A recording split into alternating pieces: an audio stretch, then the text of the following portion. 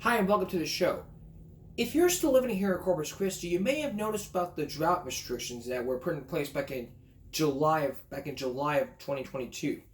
Take a look at this. Take a look at what happened here. Beginning Monday, July 25th, citations for not following Stage 1 water restrictions will be issued. Citations could result in fines up to $500 per violation per day. Enforcement will include nights and weekends. These stages that you see here, stage 1, combined lake levels by lower 40%, mild water shortage, watering with immigration speakers allow 1 day per week on your trash day with no water on data between 10 a.m. and 6 p.m. See monitor stage 1 compliance, watering with handheld hose with a shut-up nozzle, a bucket, or drip immigration system, allowed any day, anytime. At stage 2, watering, it's combined lake levels below 30%, moderate shortage. Watering with irrigation or sprinklers allowed 1 time every other week on your recycling day with no watering on that day between 10 a.m. and 6 p.m. Water main flush and limited to water quantity standards, public health and safety. City will review water usage and notify site violators. We all followed that order back in during the summer 2022 when the drought hit, but so did one woman at Flower Bluff. Tonight, you're gonna meet this woman. She says that water wells are exempt, but there's a twist to this. Water wells are exempt in this, but what happened next would even stun her and throughout the 15 years that she lived in her home. Here's your Ron Hammy. Elizabeth Benavides says back in December she found a citation on the front door of her Flower Bluff home. A city compliance officer cited her and her husband for watering their lawn on Saturday when trash pickup day is Friday. But the Benavides family uses well water to irrigate their lawn, an exemption of drought restrictions. We've got 2 signs, one there and one there, indicating we have a well. Benavides says she tried calling the 311 line to tell the city she thinks they made a mistake. Number 8 specifically says water wells are exempt. And they said, well, you're going to get something in the mail saying how you can dispute it. Well, we never got anything in the mail. Now she has to appear in court to see if she, in fact, has to pay the $476 fine. It's a waste of the court's time. It's a waste of our time. And I just think that they really need to streamline their process if they're going to be fining people. After asking the city for a response, they tell me the Benavides family were cited because they have not registered the use of their well water with the city. Benavides says they were not aware of this rule in the 15 years they've lived there. A reason for that is the rule is not listed on the literature the city has put out about drought restrictions. It is, however, listed in the city conservation plan on page 85. There should be some way to dispute it without having to go to court. Benavides says she will update us on what happens in court on Wednesday. If you need to register your well water, you can find that link on christv.com. Reporting in Flower Bluff, Ron Hammy, Chris 6 News. And we, of course, will keep you updated as this story progresses. Now, when this happened, we never used sprinklers or a hose. Or the hose. I've seen firefighters use their sprinklers during the evening, and I'm not gonna raise allegations through the roof or jump to conclusions with a 10-foot pole. But if you're in Corpus and you know what you do, you know who you are. I'm not going to throw you guys under the bus. Just to let you know. I mean, it's what Peter Sinoni did, according to this article from Ron Hammy, from Iran. At Corpus Christi City Council on Tuesday, the city manager Peter Sinoni said there will be increasing enforcement of stage 1 drought restrictions. The city faced quite a conundrum. On one hand, the extreme dry conditions make the city vulnerable to more fires. But the city has water restrictions in place that are now going to be enforced.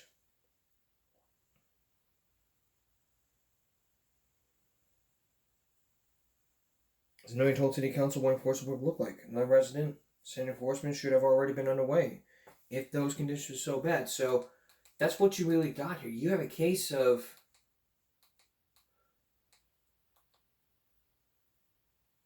you've got yourself a case of really not being exempt when you could be exempt. So either way you look at it, if you're exempt with using a water well, you shouldn't be getting fined. It's exempt. Maybe the city missed its mark. Or Peter Sinoni must have watched the guy say, "She's using a water well! Police! Police! Police! Police! What's going on here? Water well! Pay this fine or you're going to jail."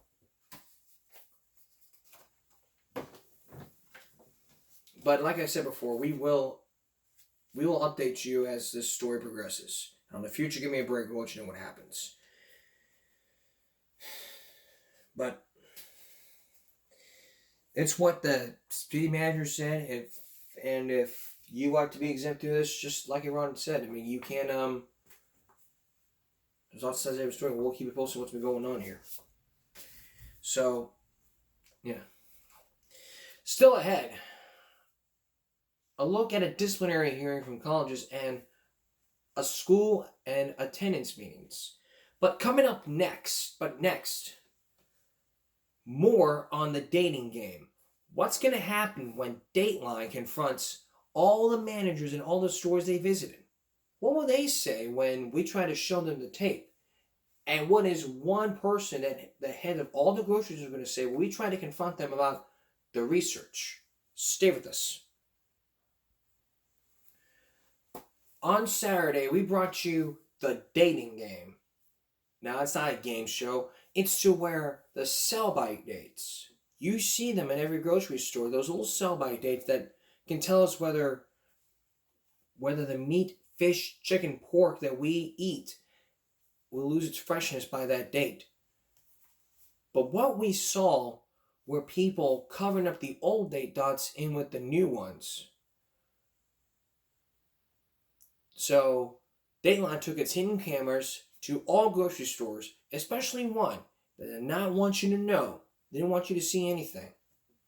Now, what do the managers say when we try to confront them about what had happened and show them the videotape? And what's going to happen? And you're also going to meet the head of all grocery stores who agreed to an interview, but under these certain conditions. Once again, here's John Larson.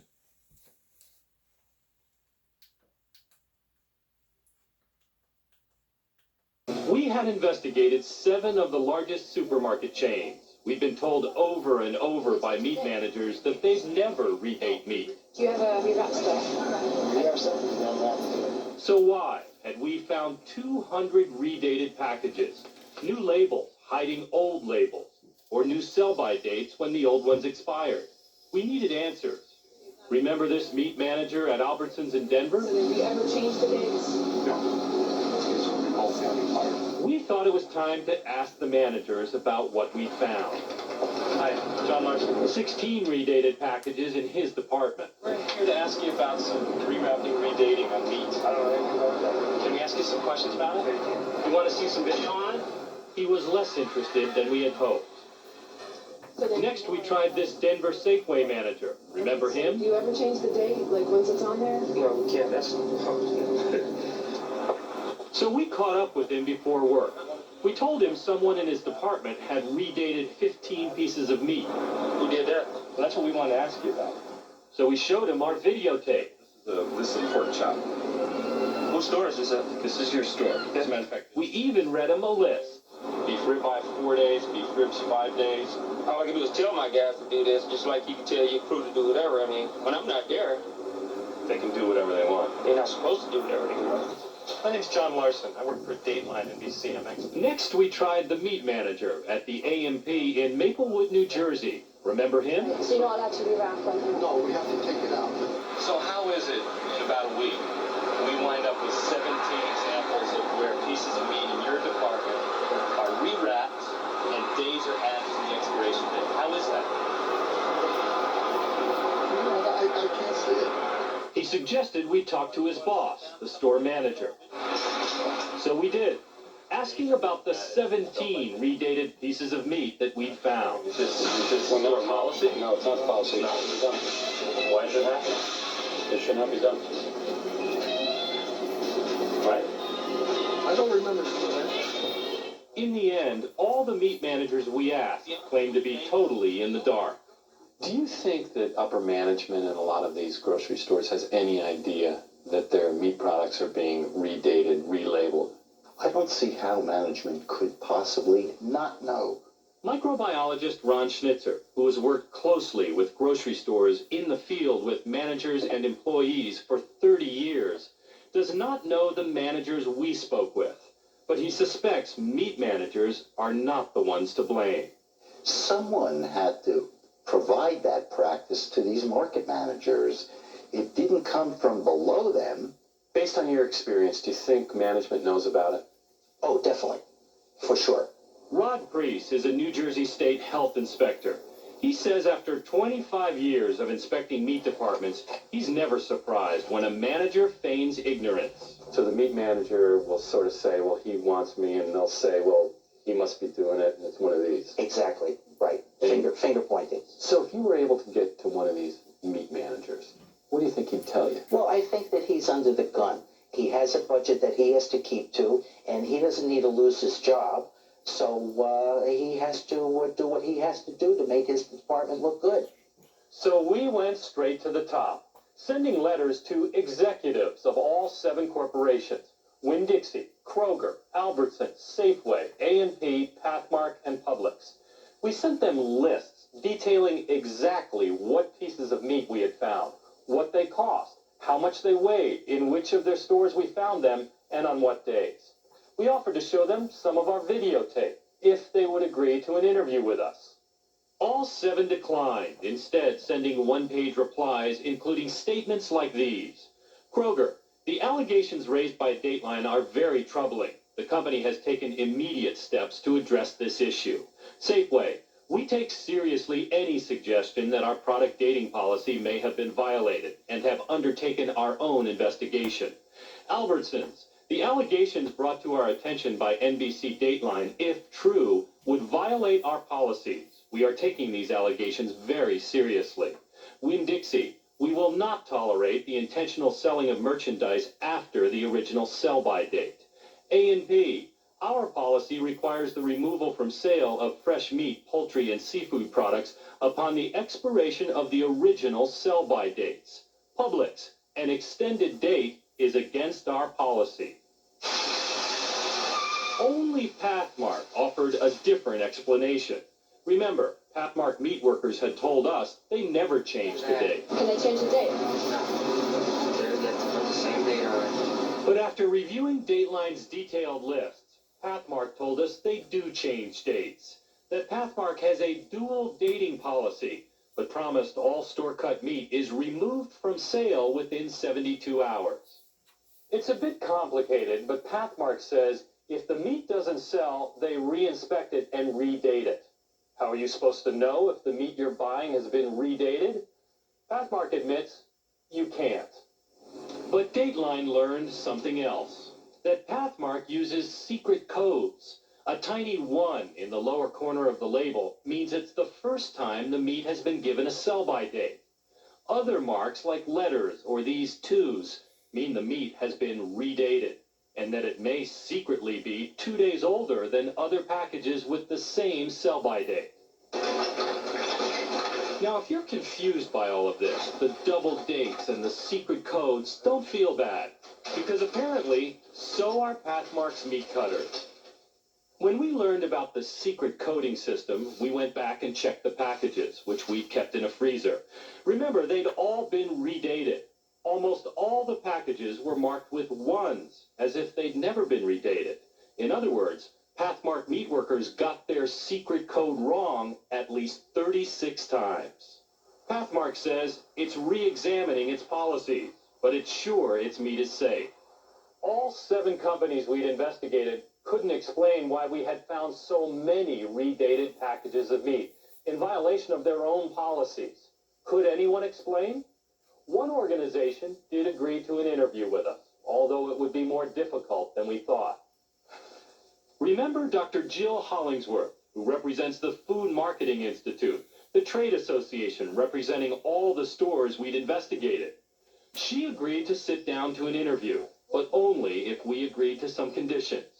We couldn't ask her about any specific products or grocery stores, couldn't show her any documents or videotapes. And no matter how many questions we had, our interview would end after 30 minutes. So we told her about our investigation. 200 examples of supermarkets breaking their own rules. How do you think that is? Why is that happening? The dating of product is voluntary.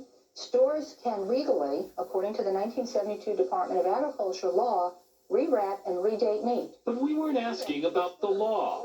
We wanted to know why stores were saying one thing and doing another. So we tried again. Do you have any idea why so much redated meat would be out there? Redating meat is allowed by the law according to the 1972 laws of the Department of Agriculture, and it's a voluntary practice, putting dates on meat. We tried 2 more times. How do you think it's happening that we found so much? I think that rewrapping and redating a product is done in stores on a voluntary basis and according to the law. We asked again, and finally got a different answer. Let's say a steak, and they can sell it for 4 days. They may put that product out there, but date it only for 2 days. That way, after 2 days, if it hasn't sold, they check that product, and if it meets their quality standard, they rewrap it, they'll date it again for the remaining 2 days, but still, it never goes beyond the 4-day. After that, they'll throw it away. Dated again? But all the stores, except Pathmark, had been insisting they never do that. And it didn't explain what we'd found. Doctor, what we found is that it often goes beyond that 4-day. We found it goes another 4 days, another 7 days. When they rewrap it, they're not putting the same date on it, they're adding days. What do you think of that? Don't answer that, Jill. And that's when a senior vice president, sitting off camera, decided to cut in.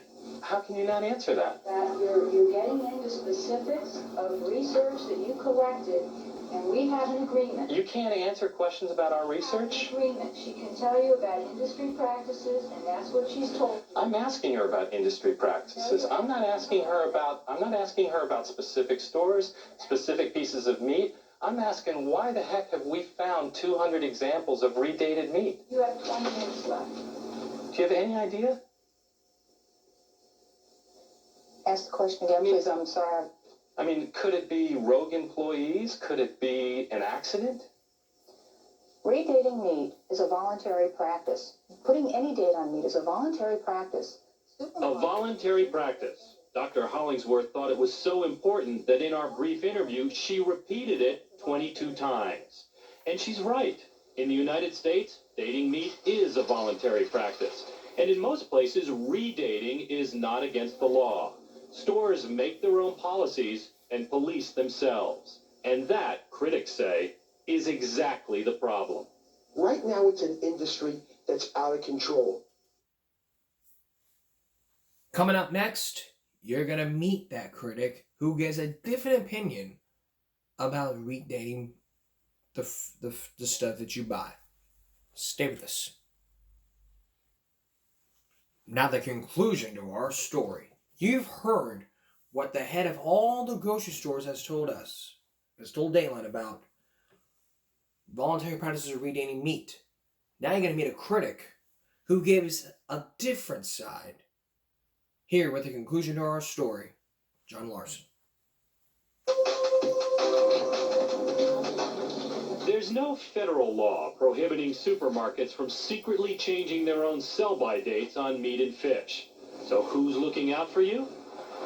We wanted to talk to the federal government, the USDA, about sell-by dates, food safety, and what we had learned. 200 packages apparently in violation of the company's own rules. But the USDA declined an on-camera interview. It turns out it's up to individual states to check whether supermarkets are redating meat without telling their customers.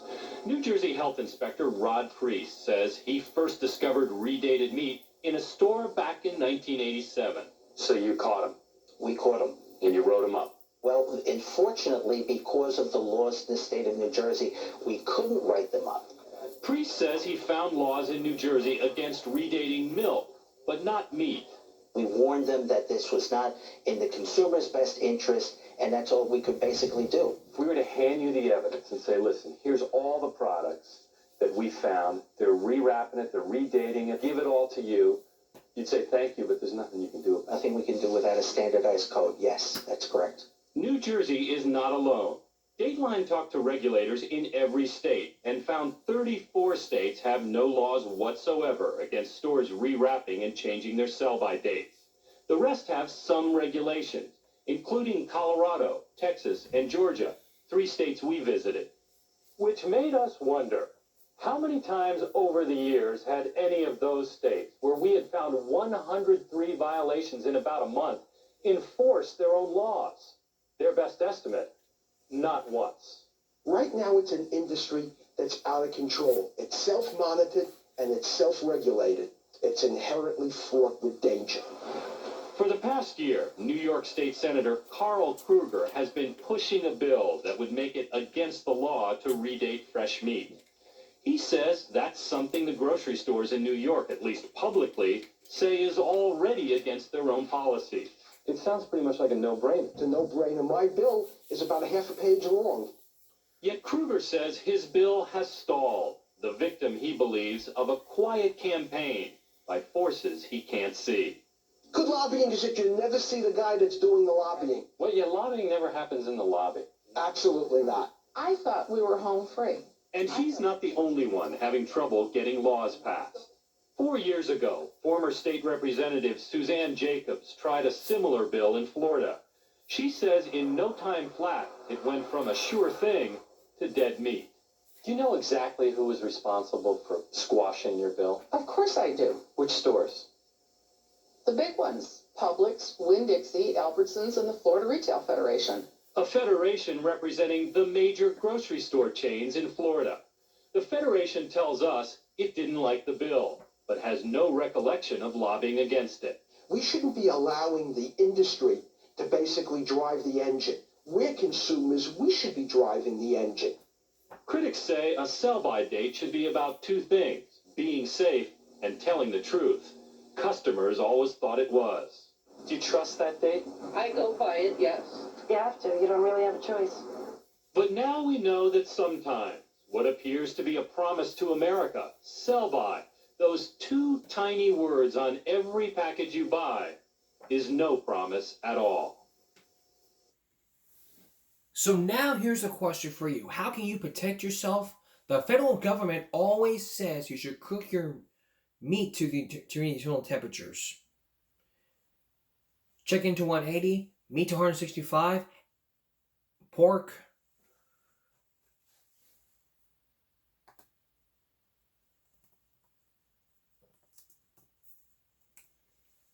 to the internal temperature of 145 degrees, and fish should be cooked until it's flaky. Actually, the fish should be cooked at around 145 degrees, the same as pork. Stone? The federal government says the best way to protect your family is to cook meat to an internal temperature of at least 160 degrees, chicken to 180 degrees, and fish should be cooked until it's flaky. That's how you can protect yourself. So the next time you're going to a grocery store and you see that sell-by date, make sure that you know that sell-by date and make sure you use it. Carefully check the expiration date. If you put it in the freezer, it could say forever. If you're gonna get the beef, pork, chicken, fish, make sure it's fresh and make sure you follow the expiration date. You can leave it in your freezer for forever. I do not recommend that, but if you're gonna go for it, knock your lights out. But just make sure you'll lose the freshness in the freezer. Do you know which bottled water tastes good? Next, a taste test that would blow your mind about which bottled water that you drink, whether you prefer bottled water or tap water. Stay with us. Is bottled water better than, say, Wild Red from H-E-B or Big Red, whatever?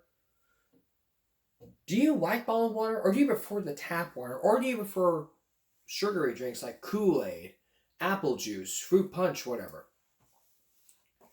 Well, that's probably up for debate. Tonight, we're gonna show you some name brand water that could be your favorite. Smart water, 7-Eleven water, your favorite kind of bottled water. We're going to tell you about the source and give you a taste test. Where does it come from? And how are you supposed to know if it's safe or not? Here's John Stossel. Good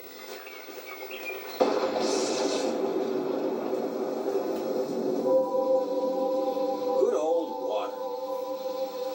We can't live without it, so it's a good thing we have so much of it. But it makes you wonder, since most of us can get all the drinking water we need almost for free, why do people pay as much as $2 a bottle for it? That's more than we pay for milk. No product in the beverage industry is selling faster than bottled water. How do these water sellers get people to pay so much for something we could get for nothing? Well, good advertising is part of it. It's perfect. It's Perrier. Perrier was first. Somehow, Perrier convinced Americans that it was cool to order in restaurants not water or even carbonated water, but French carbonated water. Now it's a $3 billion industry. Evian tells restaurant owners, if you serve tap water, you're losing money. Introducing Coors Rocky Mountain Sparkling Water. Now beer companies are starting to bottle it. And this year, Pepsi introduced H2O. And Coke is rolling out a water called Clarté. These waters have a certain cheapness to them. That Stan Seidenberg says he makes $1 million a year just dealing in water. He owns the Water Center in Edison, New Jersey. Here he sells waters from all over the world. Waters like Fountain of Youth. Ponce de Leon's grandson, 19 times removed, is the gentleman behind the company. I'm Ralph Camacho, Ponce de Leon. We found him at this fancy department store promoting his water. Ponce de Leon, right? So he's part of your family? I am on the 18th and 19th generation away from it. Unless it works, it's not fair to us ancient ladies. What can I tell you? Usually claims for bottled water are more reasonable. They're mostly about purity. But this bottled water is pure perfection. I can understand why these ads are effective. After all, tap water hasn't been getting very good publicity. Yet while all these stories may be true, health experts we talked to said for the most part, the public water supply in this country is surprisingly good. Yet what's in some bottled waters might surprise you. Floating materials, debris, organic contaminants. Tom Perko works for bottled water companies. They pay him to help them sell their products. Yet even he admits that bottled water isn't necessarily better. You can't tell what's in the water, you can't tell where the water comes from, and you can't automatically assume that it's safer. The first question is, what's the source? The Fountain of Youth label suggests Ponce himself scoops water from an outdoor spring. Well, it is spring water, but it comes from a pipe in this garage. And the garage, by the way, is in Maine, not in Florida, where Ponce was. Glaciers are big this year. Glacier water. Now that looks clean. Unless you've walked in the glacier and have seen the kind of contamination that glaciers are subjected to. Recent tests of a brand called Canadian Glacier found trichloroethane in it. That's an additive used in spot removers. Canadian Glacier says they'd already recalled those bottles because the caps were loose. And of course, this year we learned that carbonation added to Perrier had benzene in it. The benzene's now filtered out, but since this was discovered only by accident, it makes you wonder who's watching this stuff. Bottled water isn't subject to the same kinds of regulations that tap water is subject to. The EPA has extraordinarily rigorous standards for tap water. Meaning bottled water is watched less than tap water? No question about that. The people who bottle water will tell you their water is tested constantly. And this may be true, but who knows? Because most of the testing is honor system. They inspect themselves. Sometimes the government runs checks, but not often. Most tap water is tested more often. The EPA requires it. Here in Miami, for example, the Waterworks does 53 different tests every single day to make sure the water's safe. It doesn't look so great. In fact, it's cloudy because there are finely ground seashells in it. The shells won't hurt you, but it's tough to convince people here. I think we're killing ourselves with tap water. I don't want to get poison from the Miami bottle. Some people are so upset about Miami's tap water, they use bottled water to wash vegetables with. And tap isn't even good enough for the pets. You want water? Here you go. Got clean water. And the dog can benefit from this. You bet. But if Florida's tap water is so bad, it's ironic that some Florida bottled water companies use it as a source. This brand, for example. The label doesn't say it's made from Florida tap water, but it is. Or how about Glacier Springs? There's a glacier on the label, but its source is the Biscayne Aquifer. What that means is Miami tap water. All they do in some cases is simply run them over a carbon filter to take away the effects of the chlorine. And then charge much more for it and give it a 400 fancy name. times, 500 times, 600 times more than tap, when it's exactly the same product. Great Bear, owned by Perrier, does this with one of its big sellers. The source? Teterboro, New Jersey tap water. Teterboro, by the way, gets its water from the nearby Hackensack River. Along its banks, I don't think they've ever seen the polar bears you see on the label. So, some bottled water is made from tap water. The most famous brand gets its carbonation from a contaminated source, and sometimes things get in because the caps are loose. Makes you wonder what else might be in these bottles. So we ran some tests. First we checked for chemicals, then for bacteria. Florida International University did the chemical tests. We sent them 38 bottled waters and a few samples of tap. After weeks of testing for 50 different possible contaminants, they found good news. None of the waters contained dangerous chemicals, and all but one met the government's drinking water standards. The only failure was this Yugoslavian water, which had triple the salt allowed by U.S. law. Stan Seibenberg had sold us that water. This one is labeled salt-free in English, but in Serbo-Croatian, it says it's got salt in it. Isn't that conning people? Well, I don't manufacture the water, I don't bottle the water, I just sell it. In addition to testing for chemicals, we also tested for bacteria. Biologists at Northeastern University and at the EPA did these tests. Here we found problems. Most of the bottled waters contain lots of bacteria, way above what you find in city water. This brand had almost 18,000 colonies. This brand, 61,000. The worst was a Spanish import, Cabré. This had counts the likes of which we had never seen before, in the vicinity of 300,000 bacteria per milliliter. The companies say they have tests that show no bacteria problems. Experts say it's not surprising that bacteria counts are high because there are lots of chances for bacteria to get into bottled water. It could be in the source. It could get in during processing, or the bottle itself may have been contaminated. With tap water, however, bacteria is seldom a problem because tap water is chlorinated. Also because it's always moving. This doesn't give bacteria a chance to grow. But bottled water just sits there. Still water is a great home for growing bacteria. And that may be why we got such high counts in our test. We didn't test water from the factory. We bought these bottles off store shelves where they may have been sitting for a while.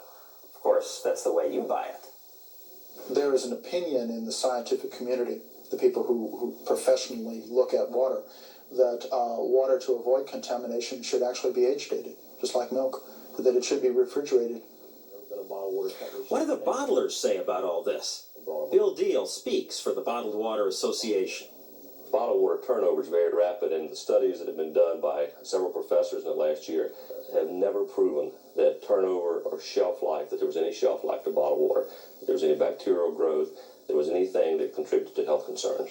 But we found bacteria.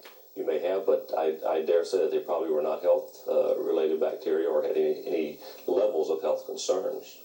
He has a point. We don't need to scare anyone. A high bacteria count doesn't automatically make you sick. You take in plenty of bacteria every time you eat a salad, for example. This stuff is grown in dirt, after all, and our bodies can usually handle that amount of bacteria. What the tests show, however, is that just because it comes in a sealed bottle doesn't automatically make it cleaner than tap. So if it isn't cleaner, does it at least taste better?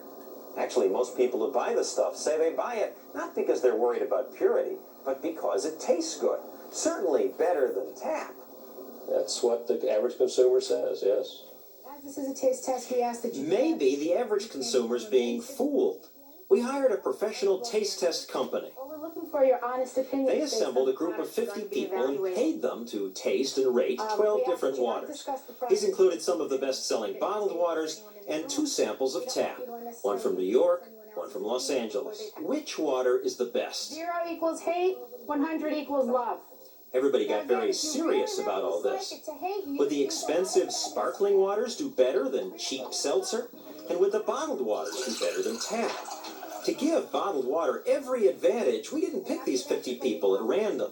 Instead, we chose people who already buy bottled water. Surely these people would like their bottled waters more, wouldn't they? Nope. Compared to tap water, Great Bear is just better? Definitely better. It's got a clearer taste. Yeah, I knew it. You loved New York City tap water. Did I? You hated Great Bear, which is what you buy. How could this be? I don't really know. I don't know. I really can't tell you. I don't know. I should point out that one bottled water, that Fountain of Youth stuff, did slightly better than New York Tap. And at the bottom of the ratings were Sparklettes and, worst of all, Los Angeles tap water. Finally, for those of you who like bubbles, how'd the sparkling brands do? Here the results were close. The winner was Schweppes, followed by Canadian and Poland Springs. The best seller, Perrier, the most expensive of the 6, did the worst. It's curious. For some reason, people will pay more for what they like less. You said you This woman buys Perrier, but rated it last. Why would you buy what you don't like? I mean, you said it smells bad and has an off taste. What are you doing to me here? Looking at your industry, it seems to be a huge con job. You're selling people water for 400 times the price when it's no better than tap water. If it was conning people, we wouldn't have a 500% growth rate over the last 10 years. Consumers willing to pay for something, and if it means profit for a company, whether it be a soft drink, an alcohol, or a bottled water company, that's the American way. And it could be the American way. So how can you tell what bottled water you buy? First, note the source and the taste. And if you don't like it, try tap water. It won't kill you, but it does cut back on bacteria. James Wolfe is going to experience his what's BS about tap water, bottled water from different brands, including Dasani. Stay with us. Now that we've seen how bottled water is compared with tap water, let's hear what some famous YouTubers have to say. From Cinemassacre, here is James Wolfe. You know what's bullshit? Water, specifically the water that you drink. You need it to stay hydrated. When you're in public, you always end up having to buy bottled water, but there's so many different choices. It's just water. What's the deal? Have you ever read the back of the label? It should just say ingredients, water. But it isn't always just water, is it? Dasani water, which is made by the Coca-Cola Company, contains additives. Magnesium sulfate, potassium chloride, salt, adds a negligible amount of sodium. Negligible or not, I don't want sodium added to my water. The whole point is to hydrate yourself, not get more thirsty. And I'm not a chemist, but I don't know what all that other stuff is for. Oh, there you go. Minerals added for taste. Ah, I gotta love the taste of that magnesium sulfate and potassium chloride. And what's with the Dasani Drops flavor enhancer? On the ad on the website, it looks like period blood. At least you have plenty of different options whenever you're in a store. Here, you can make sure what you're buying is just plain water without any bullshit added to it. But in most public places, I've been taking notice, the only option is Dasani water. Seriously, go to a movie theater, anywhere, find water that isn't Dasani. It's not often. Dasani is everywhere, especially conventions and concerts, crowded, sweaty places where dehydration can be a serious problem. Why can't we have access to real water? I mean, come on, no other water besides Dasani? Coca-Cola bought out all these places and runs a monopoly on this basic human necessity. If they could find a way to buy the air we breathe and add chemicals to it, I bet they would. And that's bullshit. And it is. It really is. we're going to do a new segment here throughout the show. It's going to be FMBS, which means a few minutes of bullcrap.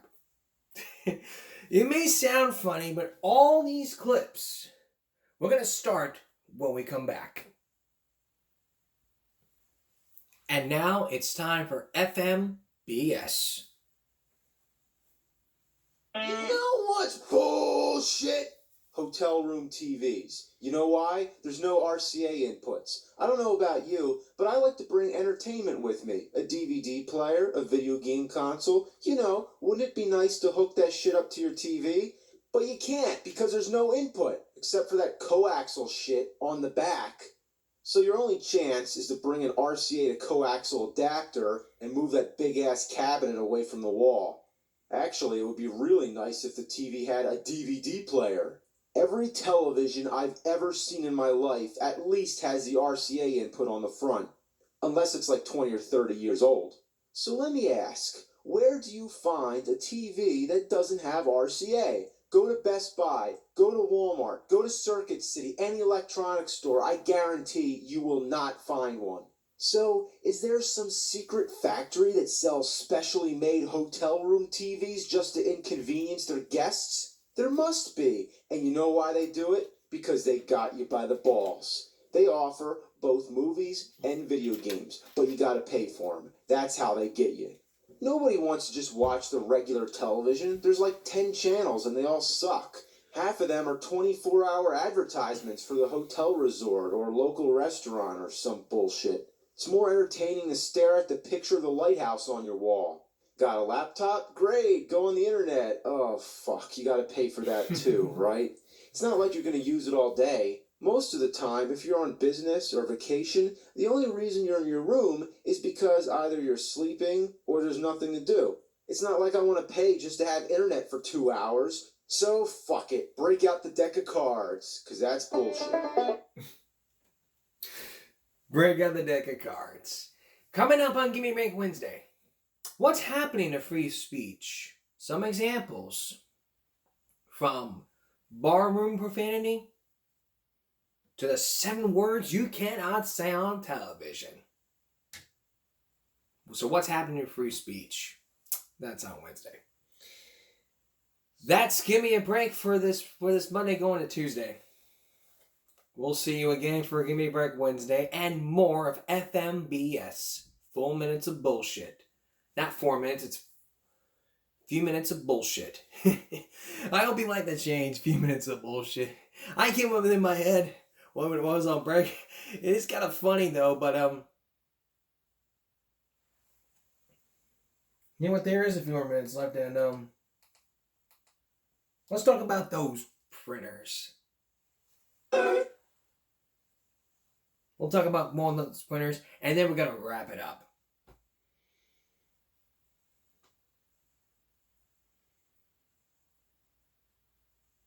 All right, time for more. A few minutes for bullshit. You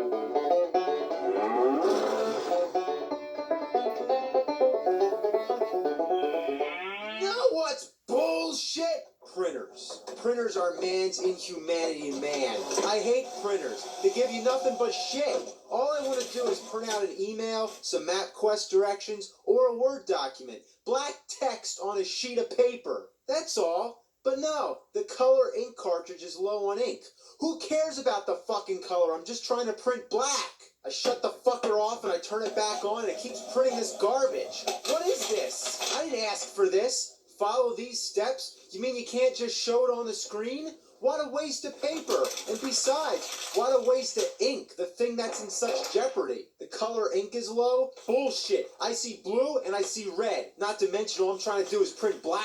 So you can't print black text, but you can print all this junk. Stop doing it. I don't want this. So I buy new ink, and guess what? It doesn't work. The numbers have to match. What's the difference between black 56 and black 21? Who the fuck cares? It's the same fucking cartridge, you picky bastard. Oh, and the paper jams. Cut me a break. That's bullshit. That's Give Me a Break for this Monday going to Tuesday. We'll see you again for Give Me a Break Wednesday. For all of us here at YouTube, Have a good night, everyone.